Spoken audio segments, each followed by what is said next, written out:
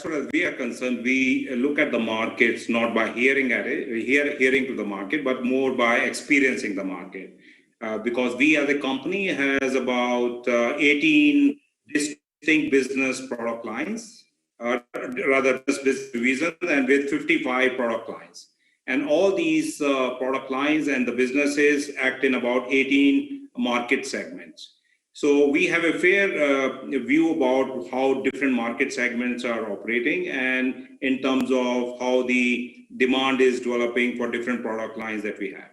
So we found that the April and May for us was pretty robust on the order side. So that shows that many leading segments have done quite well in terms of placing orders on us. So that's what we see. So we see a kind of a broader basis, robust orders for our products and services. Right. Sanjeev, while the infrastructure story has grown, multifold, there continues to remain, in terms of execution, delays, etc., which we're still hearing from other companies.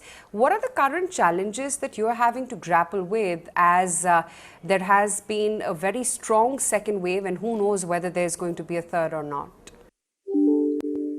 Well, absolutely. I think the second wave has surprised everybody. I think administration as well as businesses, and all of us got really impacted in many, many different ways, on the private side as well as in the business side. Our priority during the wave 2 was health of our employees, their families, our contractors, and everybody who was associated with us. And the business took the back seat during this time because the severity of wave 2 was extremely high. We are past that. And I must say that not only us, I think as a company, I'm sure all the corporates across the country have done their bit to take care of their employees and their families. And now the focus forward is vaccination, so that if at all any wave 3, which is being predicted or being speculated, comes in, I think we are much better prepared with our employees, their families, and all the other contract workers who work for us. So I would say business did get impacted because of the lockdowns, but we were much better prepared this time compared to wave 1 because we had gone through it. And now I'm very sure with the teams, and we have sub-teams formed, which are looking into current aspect of assurance to the business as well as to our customers. But also we are looking into how to prepare ourselves for wave 3, and we are taking some very specific actions for that. Sure. Fortunately, Mr. Sharma, the second wave has not led to a very big disruption, as we understand, in plants operations across the sector. How is it that you've been better prepared this time around in terms of the high growth segments, that's data centers, renewables, electronics, and, considering that they remain a focal point for you? Absolutely. So most of these segments which are doing very well in the marketplace, they require our products and services which are properly finished in our plants, and then they're shipped out to the customers. And sometimes the customers would products and services themselves, or they require our help, which we are able to provide most of the time remotely. And also given the situation, sometimes, yes, we had the impediments of not able to deploy people as quickly as we want to. So when it comes to these segments, I would say in the current year, they almost made 40% of our order intake. So yeah, the demand there has been quite robust. Right. And what's the sense that you're getting in terms of segment-wise revenues as well as order inflows, in particular robotics, discrete automation, motion, electrification, as well as process automation? So as far as the electrification and motion is concerned, they were really very steady throughout the year. After wave 1, I think the pickup there was the quickest. And then we continue to grow in that area. And also that area has been quite steady in terms of orders, revenues, and the cash generation. We did have an impact last year in robotics, mainly because of automotive sector was not strong at that time.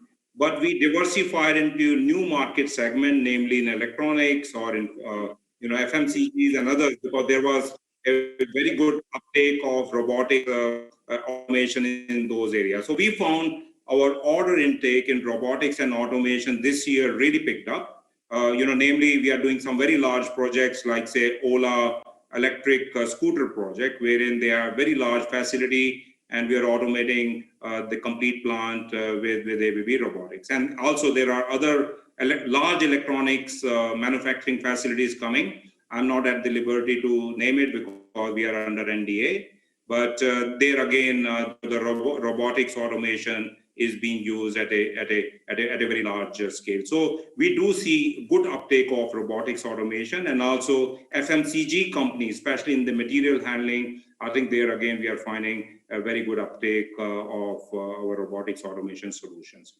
And we wait that as the automotive sector revives, I think there will be always a good captive demand in that segment, and also the ancillaries which supplies to the automotive segment.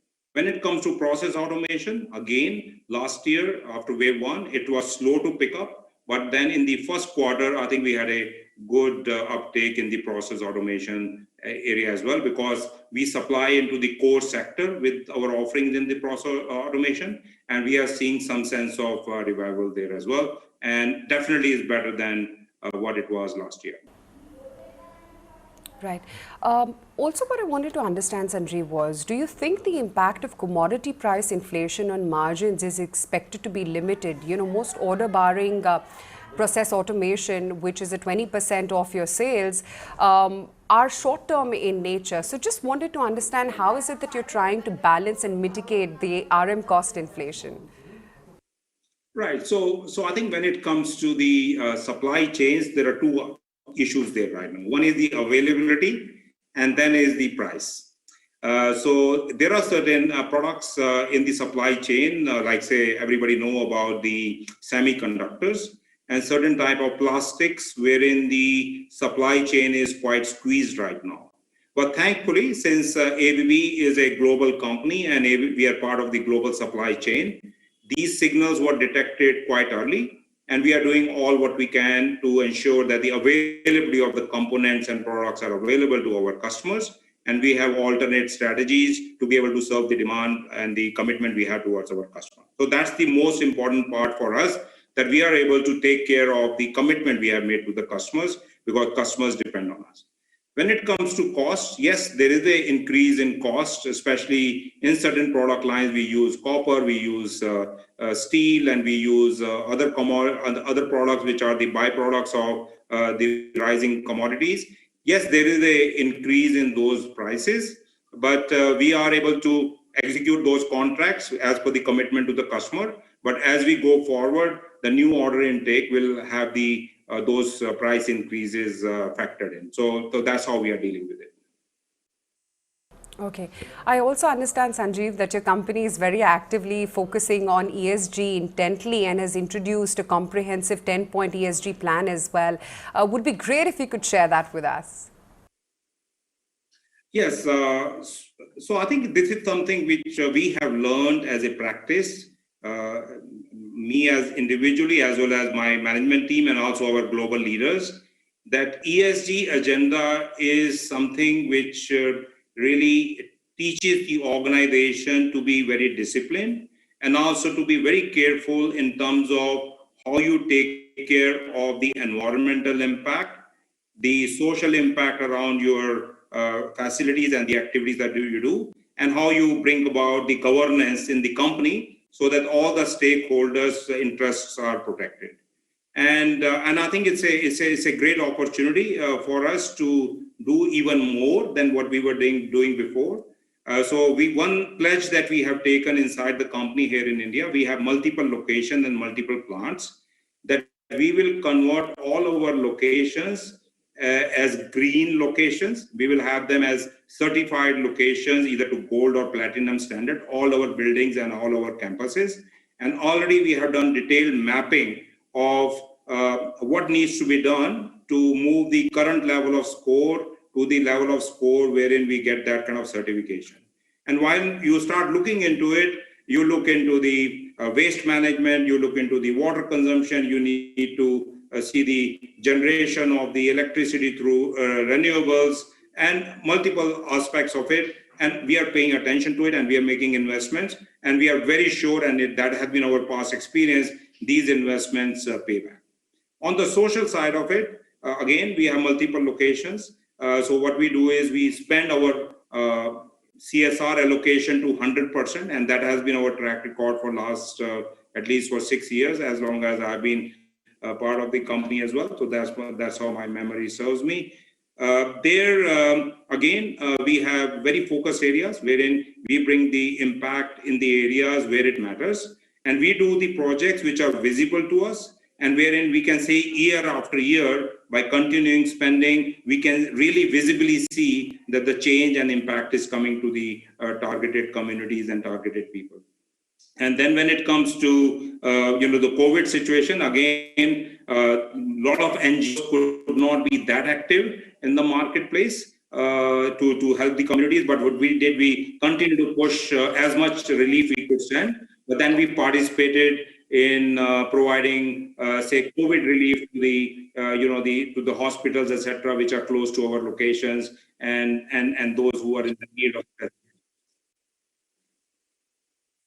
And when it comes to governance, I think we are a listed company, and we have a very good configuration of board, wherein we have 50% female board members and 50% are male board members. So that's where we have ensured that we have a good diversity. But at the same time, we always pride ourselves in running a very strong governance agenda through the board. And me as one of the directors, I'm very proud of it, how the good standards are prevailed and how the decision making takes place in the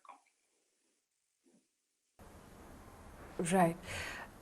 Your cash position, Sanjeev, as I understand, has improved even further. Your cash at the end of the first quarter was at about 2,530 crore rupees, plus 14.5% versus what you reported in calendar year 20. Do you sense that the cash position is going to get better from here? I'm just trying to dig out a more shareholder-friendly questions here. No, absolutely. And I think given how ABB has structured itself over the years, we have, kind of a divestment of certain businesses. Now, the current configuration of our portfolio is that we are 70% products. So that means the time it takes for the order to convert into revenue and into cash is rather short cycle. So that's one of the reasons why we see a robust cash cycle running for us. And that's why last year when we ended 2020 December, despite COVID, we had cash which was 40% higher than the previous year. And that trend continues, and we will see indications are that we will have even better growth this year by end of the year. What the company's long-term strategy is, and what's the message that you would like to hand out to your shareholders? So our long-term strategy is that as a multinational company with operations in 100 countries, India is a very important country and an important place to do business for group. And we have been manufacturing in this country for last 70 years.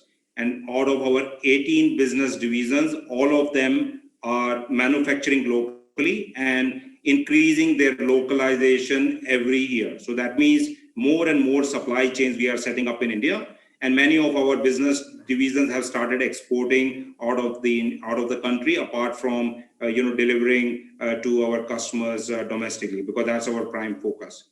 So what I can tell our stakeholders is that we are really very long on India. We believe in India, and we will continue to invest in terms of bringing best of the technology for our industrial as well as infrastructure and utility customers, and they will continue to get access to the best-in-class technology, and which we are now pretty good in terms of creating a supply chain in the country to also meet the price expectations of the market. And also, since our quality operations and our experience of our team is quite good, so our global teams also have a lot of confidence to buy products and services from our plants for other markets. So that's the that's the kind of a picture I can paint for you. And we will grow as India grows going forward.